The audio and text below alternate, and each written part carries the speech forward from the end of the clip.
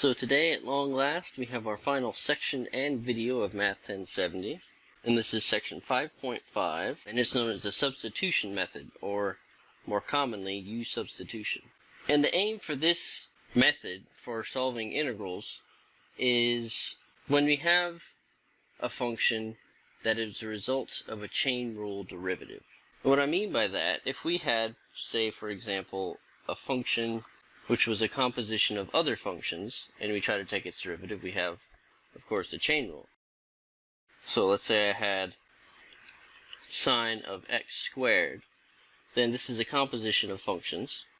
Recalling some of the steps from the chain rule section, I could have f1 of x equal to sine of x, and f2 of x equal to x squared.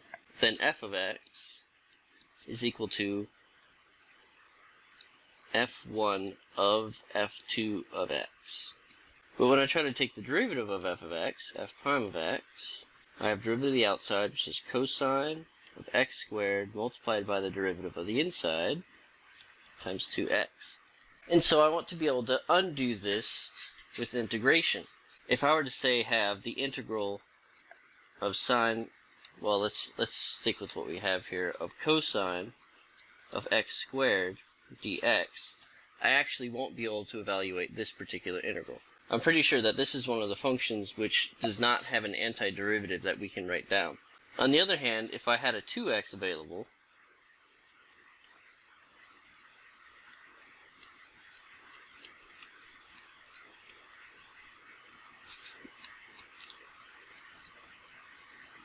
I would be able to do this integral. I'd be able to find this antiderivative because I know that sine of x squared plus c is the antiderivative for cosine of x squared times 2x. But how do I handle this in general? Well, the way the U substitution looks formally, or symbolically, is we are presented with an integral which is a composition of functions and a derivative of whatever's on the inside. So I'll have f of g of x times g prime of x. I'd have to be able to identify this form somewhere in my problem. As far as my cosine example,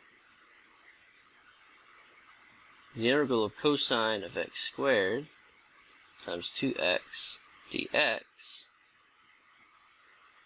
I would have f of x equal to cosine of x and g of x equal to x squared. And then the g prime of x would be the 2x, which is sitting out there.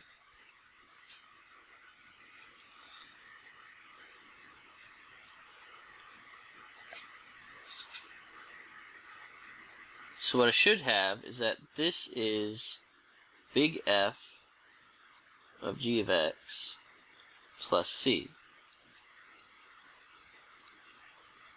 where big F, I'll try to write this, big F prime of x is equal to little f of x, which that's not entirely helpful, but my aim is to identify the pair of the function and derivative that exists within the function.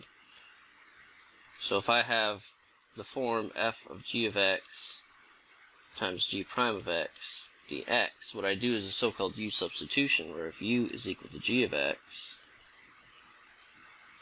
then my du is equal to g prime of x dx.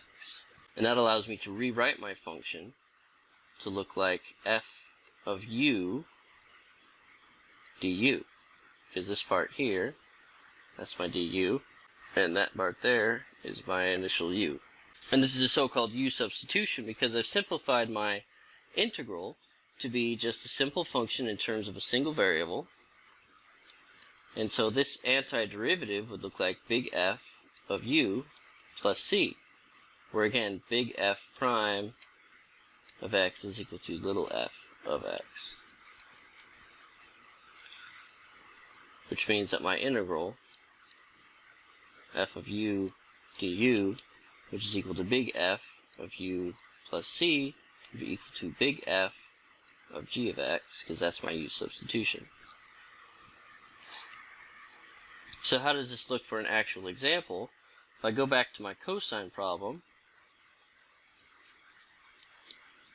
cosine of x squared times 2x dx, I would say, hey, here's an x squared inside of some function, and here's the derivative of x squared sitting outside.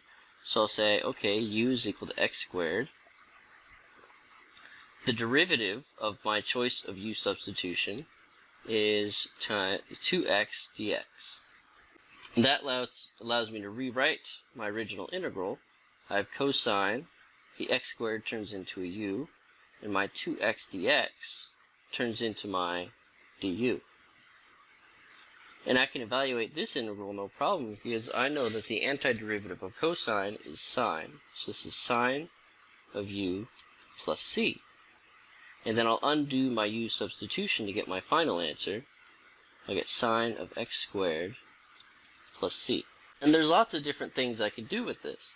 So for example, if I want the integral of the tangent of x dx, I could rewrite this as the integral of sine of x divided by cosine of x dx. And what I want to do is choose a u so that the derivative pops out somewhere and I have an easier problem, because I can't take the antiderivative of this immediately. But I know that cosine is the derivative of sine, and negative sine is the derivative of cosine. So what I can't do is choose a u so that my du shows up in like a denominator or something.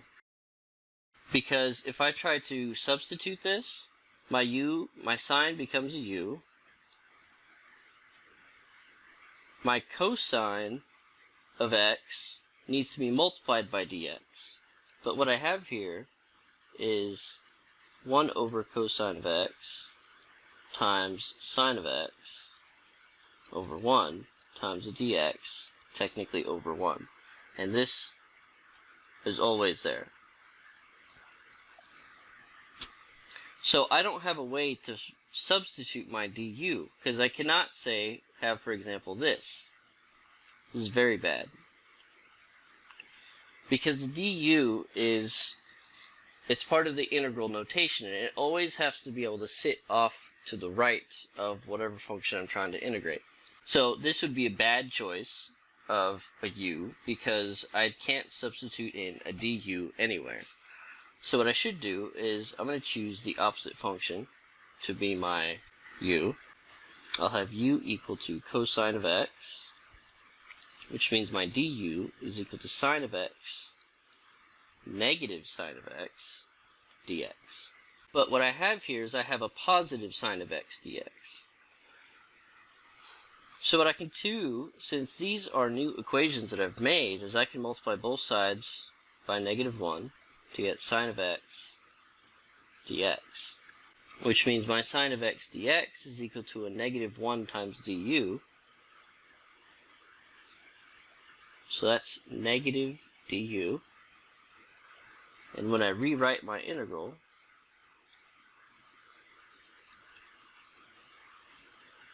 u was the cosine, so I have 1 over u, and the sine of x times dx was a negative u, so I'll have a negative du.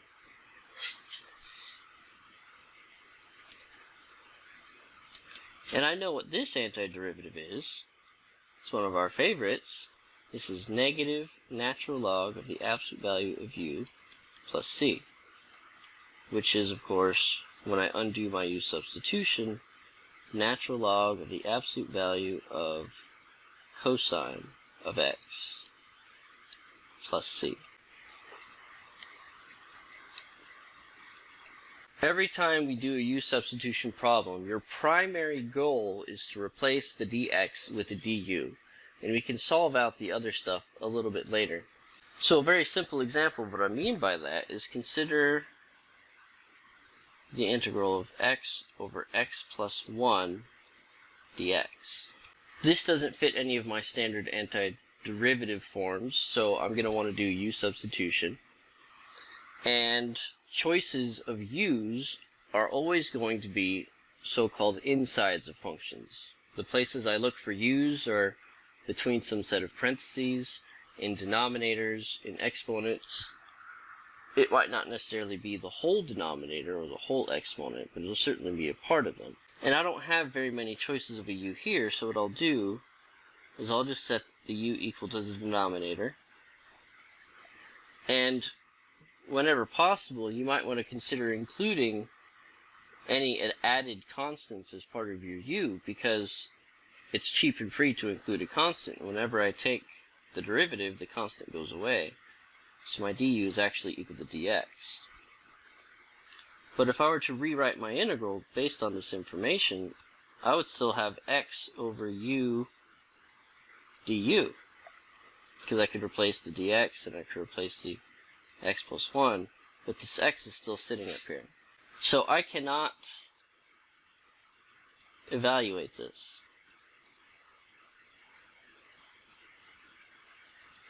Because the u is actually a function of x, and so the x and the u kind of depend on one another, but they're not the right variables.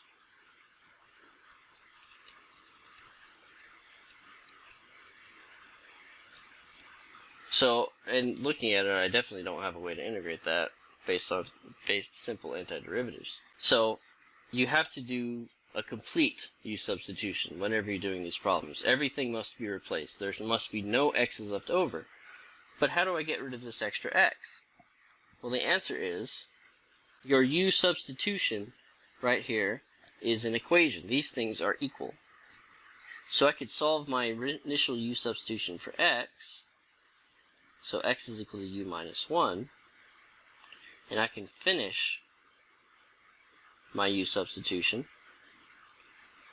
X is equal to u minus 1, so now I have u minus 1 over u du. So everything is in terms of one variable, and I can proceed working on my problem. This still doesn't fit in antiderivative form, but at least now we can do algebra on it. I can get the integral of u over u minus 1 over u, which is equal to the integral of 1 minus 1 over u du. So when I find this antiderivative, the antiderivative of 1 is u.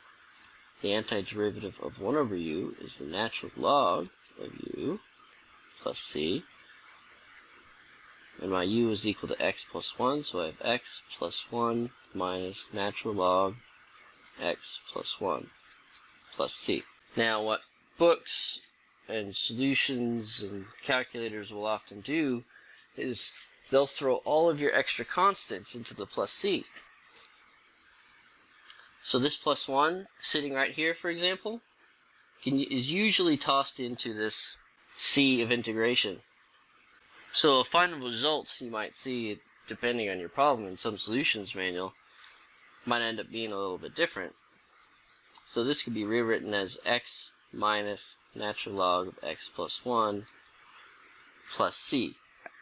Or my extra plus 1 here was just tossed into the plus c because it's a constant and we just got to have some number added. And if c is an arbitrary constant, then c plus 1 is equally arbitrary. If I were to do another one of those, let's consider I had... Wait, did I lose count? No. Okay, good.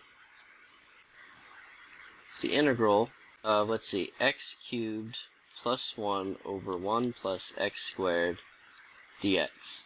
Looking at this looks a tiny bit hopeless, and I have to think a lot. I have to remember all of my antiderivatives all the time.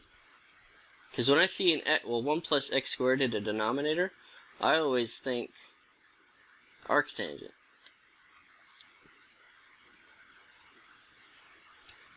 But I have x cubed plus 1. That's not what fits my antiderivative rule involving arctangent. Because the antiderivative of 1 over 1 plus x squared, that's what's equal to arctangent. But what I could do here is I could split my integral into two parts.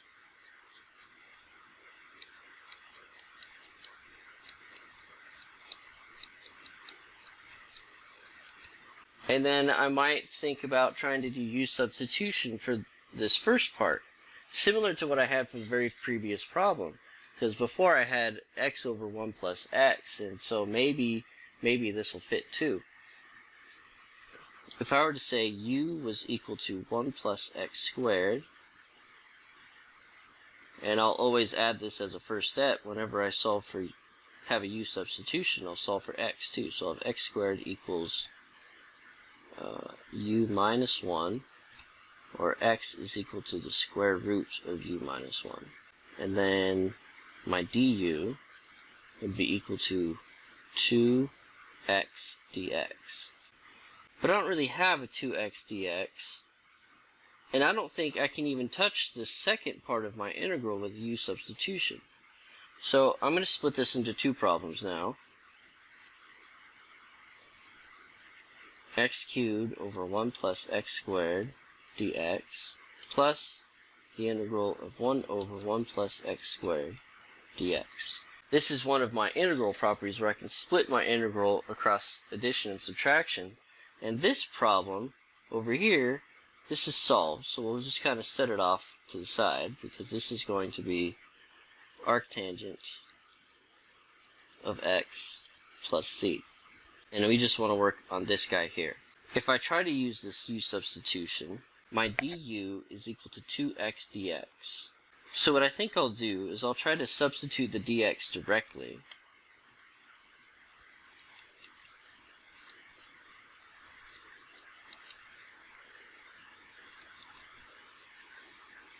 Oops.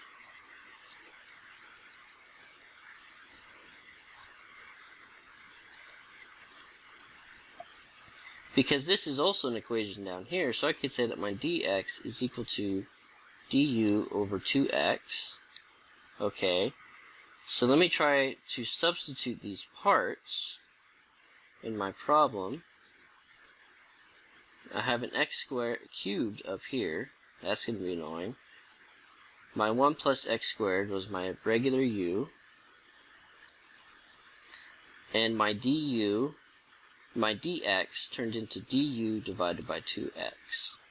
I can cancel these x's.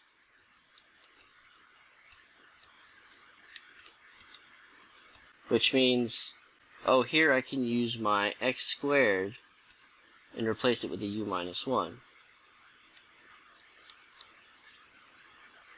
Which, if I'm not mistaken, looks exactly the same as the last problem. Which is interesting. So I should end up with u minus natural log of the absolute value of u plus c. Or 1 plus x squared minus natural log of 1 plus x squared plus c. So my original problem, x cubed plus 1 over 1 plus x squared dx, would have to be equal to, I'll toss that 1 into there again, x squared minus natural log of 1 plus x squared plus c plus the answer I got for the second half before, arctangent of x plus c, and I'll just combine these plus c's into 1.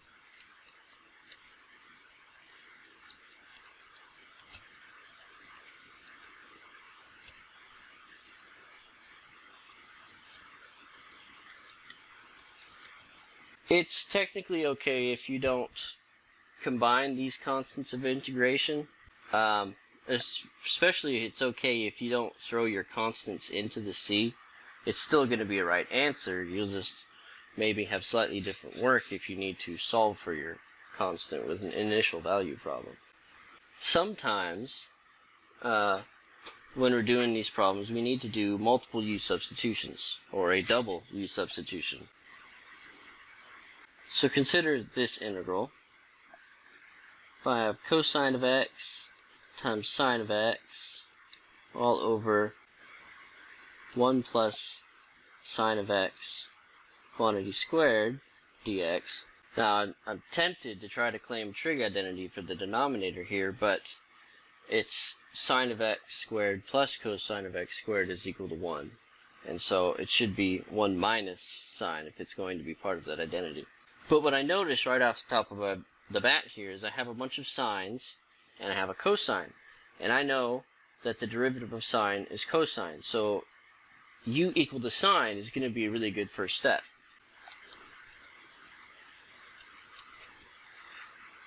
Then my du is equal to cosine of x dx. So I know that here is my du. And I can rewrite my integral. Let's see, I'll have u is equal to sine. All my sines turned into u's. So I have u over 1 plus u squared times du. This is almost arctangent, but I have a u, so I can't do that. So I should probably do another u substitution, which means this problem is a double u substitution problem. So I'll make a double u substitution. What should I choose? I should choose 1 plus u squared, because the derivative of u squared is 2u. So dw is equal to 2u du. Or I could say that my u du is equal to dw divided by 2. So if I finish my double u substitution, I end up with, let's see, 1 over w times 1/2 dw. Right? Excellent. So I'll have the 1/2 out here. I'll have 1 over w dw. That's equal to 1/2 natural log of absolute value of w plus c. Now where were we? This was after 2 u substitutions. So what I should do is undo both substitutions. So w was equal to 1 plus u squared, and my u was equal to sine of x. Sine of x squared. So I can do however many u substitutions I think I need to in order to solve my problem, even if it involves like 10 of them. Although it might get hard to write after a double u substitution because I have a triple u and I have a quadruple u. But 5 u substitutions, it might get kind of hard to read after that. Although it's also worth noting that however many u substitutions I do, I could theoretically condense them to be one really clever u substitution. So what did I have? U equal to sine of x, and w equal to 1 plus u squared. So try this out. Try redoing this problem with the single u substitution. U equal to 1 plus sine of x quantity squared. I could make that one single clever u substitution and solve my problem in technically half as many steps. So let's do another one. This is my last one without bounds because it's one of my favorites, actually. Integrals can be very devious, and it can be hard to recognize what you're supposed to do for some of them sometimes. Case in point, here is an integral which even veteran u substitution users might not recognize at first. I remember asking a bunch of people around how to do this one after I cooked it up, and nobody recognized it. So let's say I have 1 over the square root of x plus x times the square root of x dx. We're supposed to do this with a u substitution because that's all we have. But the question is, what do I pick as the u? Do I pick u equal to square root of x plus x root x? Probably not, because if that's my u, there's nothing left to fit a du. Do I make it x root x? Probably not, because again, there's nothing multiplied everywhere. And the derivative is supposed to be multiplied towards the rest of the problem. So knowing that about u substitution, knowing that I'm supposed to have a function of my u variable multiplied by the derivative of the u variable, I can reread my function and rewrite it as 1 over the square root of x multiplied by 1 plus x. This doesn't look much better, but if I let u equal to 1 plus x, then my du would be equal to my dx, but I would be forced to, looking at my problem from above, I would be forced to solve for my x, u minus 1, and to read that, u minus 1, giving me the integral of 1 over du equals dx, so I can just do du equal dx. I'm going to be stuck with the integral of u minus 1 times u. And I don't know about you guys, but I think that's worse. And if I tried to do u substitution, another u substitution where u is equal to u minus, or w was equal to u minus 1, I would actually be undoing the first u substitution, and I'd just throw myself into a big circle of u substitutions. So probably not. My only other option is to let u be equal to the square root of x. But if u is equal to the square root of x, that means du is equal to 1 over 2 times the square root of x dx. And I'd be tempted to start off writing my u substitution here, but this is actually a really bad idea. Always substitute your du first.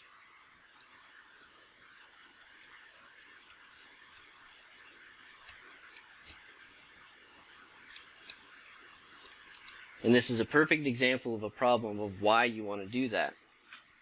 Because if you sub in your u, you're going to have difficulty solving for the du, and you might throw yourself into the problem where you put a du in the wrong place. So my du is 1 over 2 times the square root of x times dx.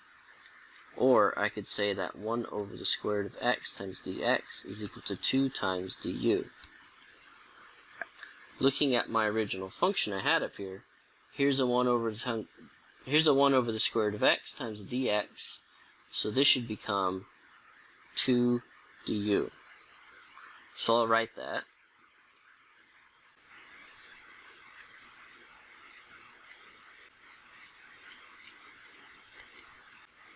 Two over 1 plus x du.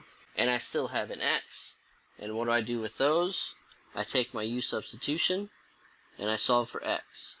So if u is equal to the square root of x, that means x is equal to u squared. So when I finish this u substitution, I'll have 2 over 1 plus u squared du. And we recognize this one is equal to 2 times the integral of 1 plus u squared du, which is equal to 2 times arctangent of u plus, what did I write? 1 over 1 plus u squared. Silly me. Which of course ends with 2 times the arctangent of the square root of x plus c. And as always, we have the fundamental theorem of calculus, and we can always check our answers with derivatives, because the integral is supposed to be the antiderivative. So if I take the integral of my answer, I should get my original problem back. So these are going to require a lot of practice in order to know what I substitute, when I substitute, and sometimes we have to do a little bit of experimentation, like I did with this one. I tried a couple of different u substitutions before I settled on a very good one that I was able to make work. And integrals are just like this. Sometimes you just gotta try a bunch of different things until you're able to make it work. Now, so far, none of my examples have had bounds. These were all indefinite integrals, and I had a plus c on all of them. At least I hope I remember to put a plus c on all of them. Shame on me if I didn't. So my question is, what does it look like when I do have bounds? Does that change my problem at all? The answer is yes. So let's try the integral from e to e squared of 1 over x ln x. dx. Now, I said that denominators were good places to look for u's, but again, I probably don't want to choose the whole denominator for this problem because there would be nothing left. But I do have an x in the denominator, and I know that the derivative of the natural log is 1 over x. So I'll say u is equal to the natural log of x, and then my du is equal to 1 over x dx. So this was a nice straightforward u substitution. And I should get something like this, right? E to e squared 1 over u du when I finish that. But I don't. When I have bounds on an integral, this says that x values start at e and end at e squared. To use higher calculus terminology, I'm doing an integral along the x-axis. My axis of integration is the x-axis. And so all of my rectangle widths are along the x-axis. And so what matters is where my x values start and where my x values end, because in my Riemann sum, I'm using little differences in x values.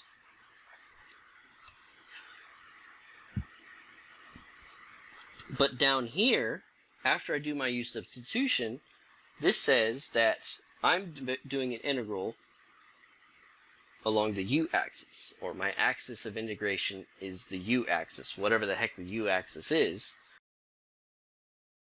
So if my axis of integration is the u-axis, again, whatever that is, that means the widths of my rectangles, my start and my finish, they have to be in terms of the variable u. My rectangle widths have to be differences in u values. I have to start somewhere in u and I have to end somewhere in u. So what I should do is I should change my x bounds into u bounds.